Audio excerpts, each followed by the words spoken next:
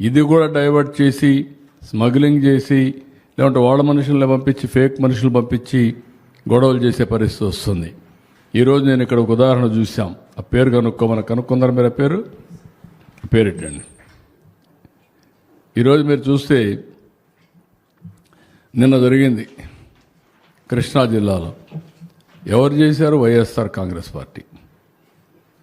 అంటే ఏమనుకుంటున్నా నాకు అర్థం కావడంలా. వీళ్ళు మనుషులా లేకుంటే ఏంటి? ఇన్నిసార్లు చెప్పినా కూడా లెక్కలేనితనం.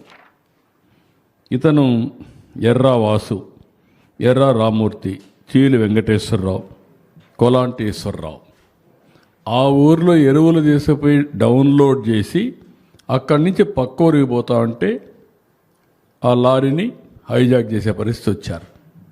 దాని ఒక ఇష్యూ. అంటే అక్కడ పోయి తెచ్చుకోవచ్చు, తెచ్చుకోకుండా కావాలని చెప్పి దీన్ని ఒక ఇష్యూ చేయడం కోసం హైజాక్ చేసే పరిస్థితికి వచ్చారు. దాన్ని పోలీస్ స్టేషన్ తీసుకుపోయి మళ్ళీ మార్నింగ్ నుంచి ఇవి చేస్తున్నారు. అంటే ఎలాంటి పనులు వీళ్ళు చేస్తున్నారంటే ఇంత పొరిపే మనం చూశాను. నేను ఆ డీటెయిల్స్ కూడా చెప్తాను. ముందు సబ్జెక్ట్ అంతా చూస్తే